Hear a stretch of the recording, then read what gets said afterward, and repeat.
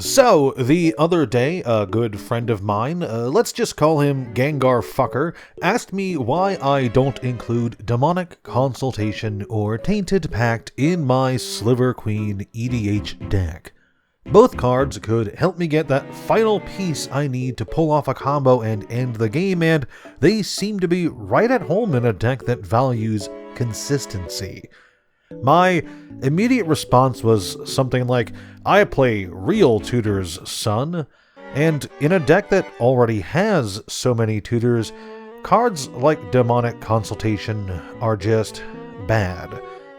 Except, well, it's just not true. Demonic Consultation is a great card. It sees a lot of play in competitive EDH and for good reason, regardless of other tutors. It's just not a good card in this specific deck.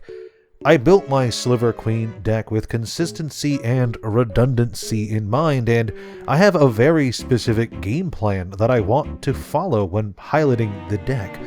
Why then did I not want to include these otherwise excellent cards in said deck? Well, first, let me explain my overall game plan in the Sliver Queen deck. Using the Queen's ability to generate tokens for 2 mana, I want to assemble combo pieces that allow me to have a single explosive turn where I generate an infinite amount of tokens to win. To that end, I include loads of combo pieces, and I run several cards with the same basic effect to help increase the chances of pulling off a successful combo, and cards like Vampiric or Demonic Tutor can help finish the game by fetching that last piece I need for a win.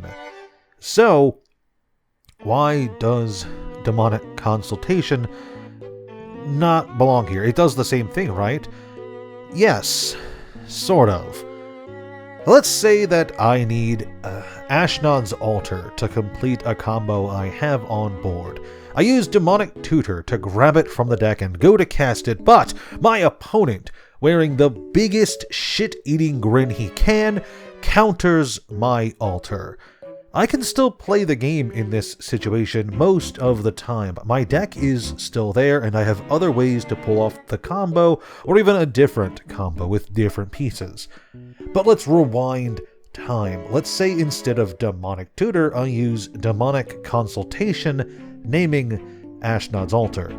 Assuming the altar wasn't in the top 6 cards, I then begin the process of exiling my deck, 1 card at a time, until I find it. In this scenario, if my fuck-ass opponent counters my altar, I'm probably done. I've had to exile possibly dozens of cards to get to it, and in that exile pile rests many of the redundancies I could have otherwise used to finish the combo.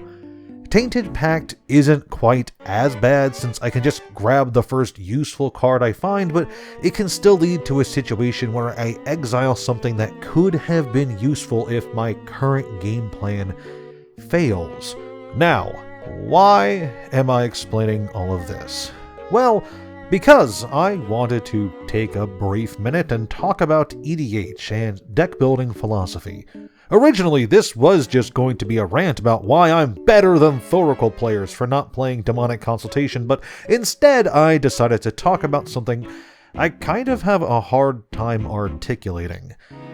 Different commanders want to do different things. Yes, in recent years, EDH has become homogenized by WotC printing more and more cards for the format in an effort to push sales, creating more and more auto-includes. But, the commander you select to lead your deck, that legendary creature, can and should still have a huge influence on what you're going to include in that deck. When selecting your commander, it's important to look at the card and evaluate 2 things. What does this creature want to do, and what does it allow you to do? The first question is, usually simple to answer. Tromokratus, for instance, really just wants to hit your opponent in the face and will take any card that makes it harder, well, impossible for them to block it. Ayula wants you to make bears, Edgar wants you to make vampires, and so on. The second question is a bit harder to answer and varies wildly from commander to commander based on their colors, their creature type, and their effects. 5-color commanders, especially, tend to be popular not just because of their own strength, their effects, but because of what they give you access to. But even among the 5-color commanders, each one clearly wants to do a different thing. So while you do have access to every tool in the game, the commander you've selected pushes the deck in a specific direction. Sisei wants to assemble legends. Go Shintai of Life's Origin really wants you to play with shrines, and Najila wants to combo out. Each of these commanders has access to every card in the game, but only certain cards really help their game plan. Yes, I do know that good stuff piles exist, but my point is, for deck builders looking to craft a deck that best optimizes what their commander wants to do, you need to be more selective with what goes into that deck. It's not exactly easy, but the more familiar you are with a deck, the better your intuition gets about whether or not any given card is the right choice. Selecting cards that synergize well with your commander should take priority. The mana base is important as well, but the generically good cards should ideally come last, and only if you have no more synergistic cards, ideally. The people online saying you should include X draw spells or Y removal spells, I don't understand that. I don't comprehend what they're on about. Build a deck that helps you accomplish your game plan. Don't stick to some formula. Evaluate potential inclusions based on how well they help you do whatever it is your commander wants you to do.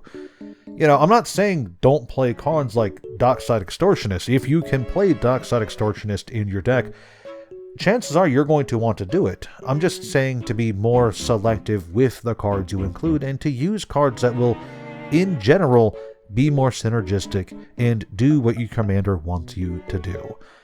That's really all I've got. Maybe this is something every other Magic player already intuitively knows, or maybe this video has given you some insight to help you improve your deck building skills. Whichever it is, I'm glad you stuck with me through to the end of this little ramble, and I will see you all whenever.